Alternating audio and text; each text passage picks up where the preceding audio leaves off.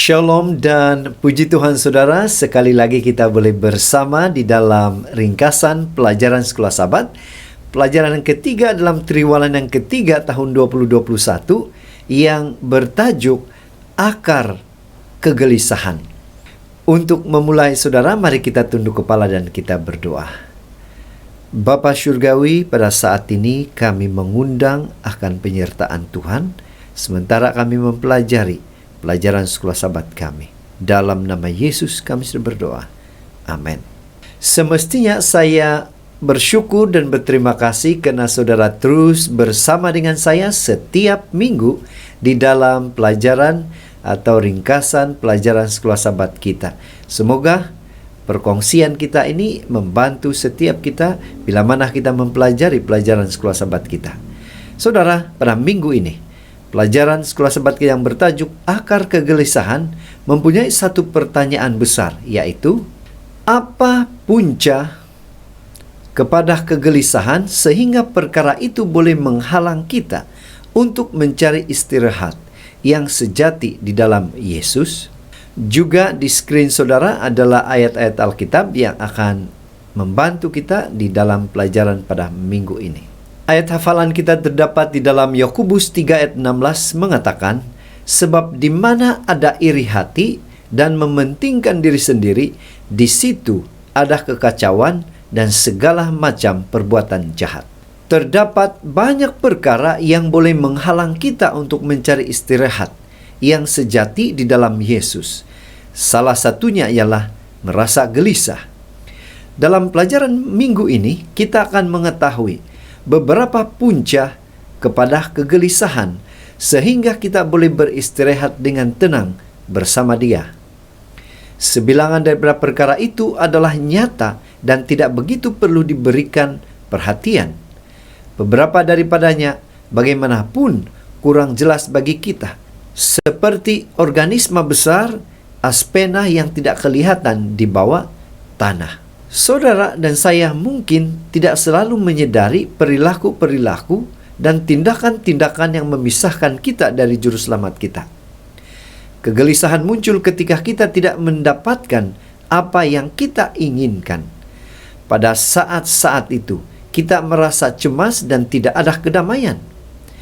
Kegelisahan seringkali berakar pada sifat dosa manusia. Dapatkah kita menemukan kedamaian ketika kegelisahan mengelilingi kita? Menjadi pertanyaan pada setiap kita. Dan mari kita menjawabnya dengan jujur. Jika iya jawaban saudara, kita bersyukur karena kita akan mempelajari beberapa topik yang akan menjawab dan menolong kita untuk berhadapan dengan situasi ini. Di mana di skrin saudara adalah 5 tajuk kecil yang akan kita bahas di dalam pelajaran kita pada minggu ini. Nah, kita ke tajuk yang pertama, yaitu berpikir bahwa Yesus membawa kepada perpecahan. Ini adalah salah satu akar kepada kegelisahan. Bagaimana ini boleh terjadi? Apakah ada contoh dalam Alkitab yang kita boleh pelajari? Matius 10 ayat 35 mengatakan, sebab aku datang untuk memisahkan orang dari ayahnya, anak perempuan dari ibunya, menantu perempuan dari ibu mertuanya. Saudara, kalau kita memperhatikan dan membaca ayat ini, ada sesuatu yang menjadi pertanyaan kepada kita. Dan inilah yang akan kita pelajari dalam topik yang pertama ini. Yesus berkhotbah dan mempraktikkan kasih, kedamaian, dan harmoni. Tetapi pernyataan ayat ini terdengar bertentangan dengan prinsipnya. Apa arti ayat ini sebenarnya? Dia mengajar kita untuk mengasihi bahkan musuh kita. Jadi kita juga harus mengasihi keluarga dan teman atau sahabat kita. Yesus maksudkan adalah bahwa kita tidak layak jika kita mengasihi keluarga kita lebih daripada mengasihi Tuhan. Apa kelayakan Yesus sehingga menjadi yang nomor 1 dalam kehidupan kita? Yesus layak nomor 1 karena Dia memberikan segalanya bagi kita. Kita layak jika kita memilih untuk mengikuti Dia di atas segalanya. Mungkin ada konflik antara orang-orang dekat kita dan diri kita. Jika mereka tidak membuat keputusan yang sama dan mencoba memisahkan kita dari Yesus, kemudian musuh orang ialah orang-orang seisi rumah itu. Pena Inspirasi menuliskan, damai sejahtera Kristus bukan untuk menghilangkan perpecahan, tetapi untuk tetap berada di tengah perselisihan dan perpecahan. Para keluarga harus terbagi agar semua yang memanggil nama Tuhan dapat diselamatkan. Semua orang yang menolak kasih-Nya yang tak terbatas akan menemukan kekristianan sebagai pedang, pengacau kedamaian mereka. Seterusnya kita ke tajuk yang kedua yang menjadi akar kepada kegelisahan, yaitu penting diri sendiri atau egoisme. Bagaimana mementingkan diri sendiri boleh menjadi akar kegelisahan? Lukas 12 ayat 15 mengatakan, berjaga-jagalah dan waspadalah terhadap segala ketamakan. Sebab walaupun seorang berlimpah-limpah hartanya, hidupnya tidaklah tergantung daripada kekayaannya. Perumpamaan ini hanya terdapat dalam Injil Lukas dan diceritakan sebagai respon kepada pertanyaan dari seseorang yang tidak dikenal pasti dari kalangan pendengar.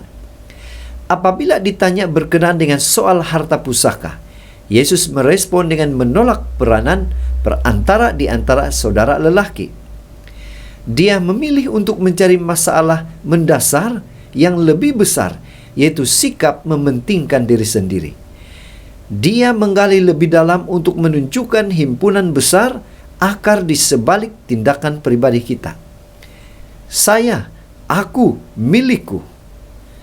Kita mempelajari kata-kata ini begitu cepat dan terlalu sering menggunakannya.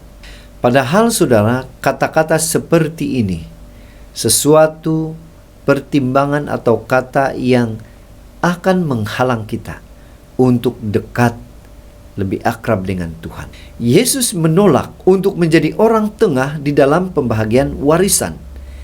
Dia malah menggali akar kegelisahan dalam kes itu, yaitu penting diri sendiri atau egoisme atau tamak.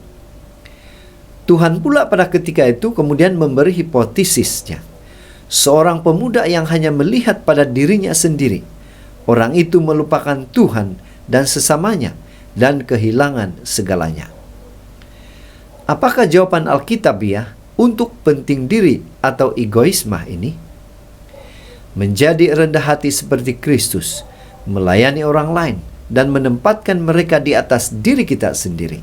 Seterusnya, topik yang ketiga atau tajuk yang ketiga yaitu cita-cita, akar kepada kegelisahan. Bagaimana cita-cita ini boleh menjadi puncak kepada kegelisahan? Lukas 22 ayat 24 mengatakan, terjadilah juga pertengkaran di antara murid-murid Yesus. Siapakah yang dapat dianggap terbesar di antara mereka? Apa pengajaran dari ayat ini sebenarnya? Yesus baru saja mengatakan kepada murid-muridnya bahwa dia akan dikhianati dan dibunuh, mencurahkan darahnya untuk mengampuni manusia dari dosa-dosa. Namun, mereka tidak dapat memahaminya karena mereka dibutakan oleh cita-cita mereka sendiri. Mereka bercita-cita untuk memiliki posisi terkemuka di kerajaan duniawi Mesias. Apa yang berlaku seterusnya? Yesus menempatkan seorang anak di tengah-tengah kelompok itu. Kemudian dia mengajar mereka bahwa mereka tidak boleh mendambahkan hal-hal besar dalam hidup ini. Matius 18 ayat 3 mengatakan, aku berkata kepadamu, sesungguhnya jika kamu tidak bertaubat dan menjadi seperti anak kecil ini, kamu tidak akan masuk ke dalam surga. Kita harus mempercayai Tuhan dan bergantung padanya seperti anak kecil dan membiarkan Dia mengendalikan hidup kita. Yesus punya rencana besar untuk kita. Dia akan membantu kita untuk meninggalkan cita-cita kita yang salah dan untuk dipimpin oleh Tuhan. Seterusnya, tajuk yang keempat yaitu kemunafikan, akar kepada kegelisahan. Bagaimana kemunafikan ini menjadi puncak kegelisahan? Matius 23 ayat 13, 14, 15, 23, 25, 27, dan 29 secara ringkas kita perhatikan di sana. Celakalah kamu, hai ahli-ahli Taurat dan orang-orang Farisi, hai kamu orang-orang munafik. Apa sifat orang munafik ini? Yesus menggunakan ungkapan munafik sebanyak 14 kali di dalam kitab Matius. Dia mengatakan tidak ada yang baik di antara mereka. Mengapa? Engkau menutup kerajaan surga. Engkau tidak masuk, bahkan tidak mengizinkan orang lain.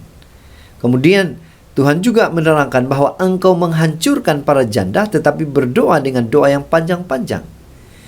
Engkau membuat orang yang engkau tobatkan lebih fanatik dari dirimu sendiri. Engkau membayar persepuluhan dari hal-hal terkecil tetapi melupakan kasih, keadilan, dan iman. Engkau membersihkan bagian luar tapi menjaga bagian dalam dengan penuh pencurian dan ketidakadilan.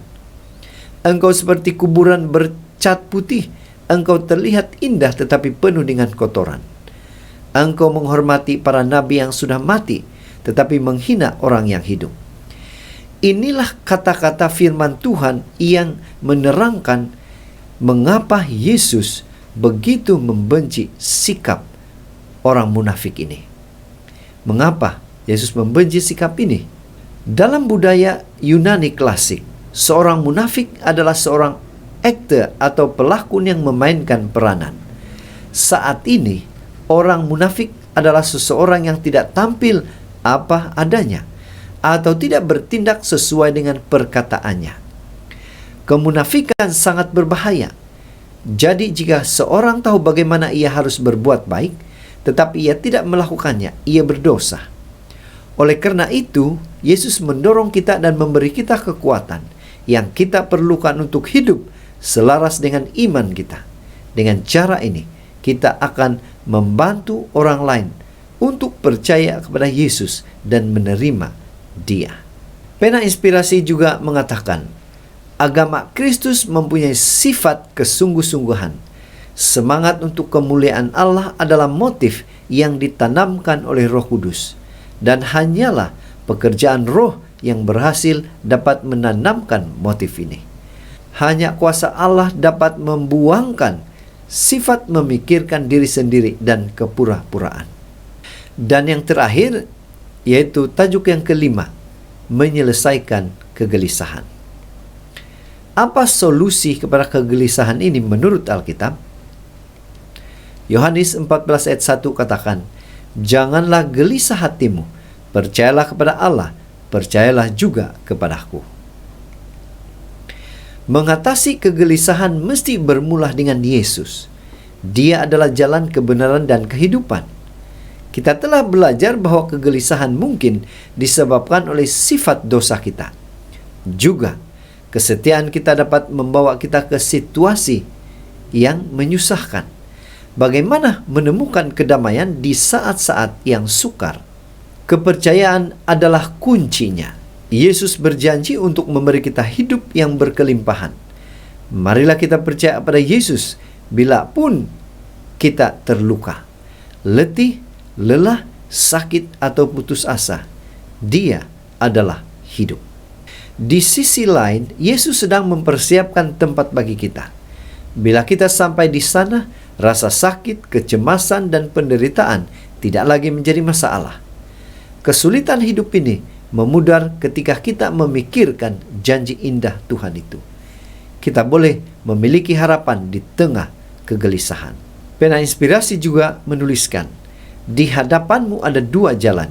Jalan lebar pemanjaan diri dan jalan sempit pengorbanan diri. Ke jalan yang lebar engkau dapat mengambil keegoisme, kebanggaan, cinta dunia. Tetapi mereka yang berjalan di jalan yang sempit harus mengesampingkan segala beban dan dosa yang begitu mudah menimpahnya. Jalan mana yang telah engkau pilih? Jalan yang menuju kematian kekal atau jalan yang menuju kemuliaan dan kekekalan? Jadi saudara, dari pelajaran Sekolah Sabat kita pada minggu ini, kita boleh menyimpulkan bahwa hilang fokus kepada Tuhan mementingkan diri, cita-cita yang tidak benar, dan kemunafikan boleh mendatangkan kegelisahan dalam diri. Penyakit ini harus diobati. Obatnya ialah Yesus Kristus. Karakter Kristus menjadi teladan, rendah diri, setia, percaya, dan bersandar sepenuhnya kepada Kristus. Jika semua ini dapat diobati, maka kita boleh beristirahat dengan gembira bersama dengan Tuhan. Jadi saudara, sampai di sini ringkasan pelajaran Sekolah Sabat kita. Semoga ini bermanfaat dan menjadi berkat kepada kita semua. Mari kita berdoa. Bapa di syurga, pada saat ini sekali lagi kami sangat bersyukur dan berterima kasih karena Engkau begitu baik. Karena bersama dengan kami di dalam pelajaran Sekolah Sabat kami sebentar tadi. Inilah doa dan harapan kami Tuhan. Dalam nama Yesus kami sudah berdoa. Amin.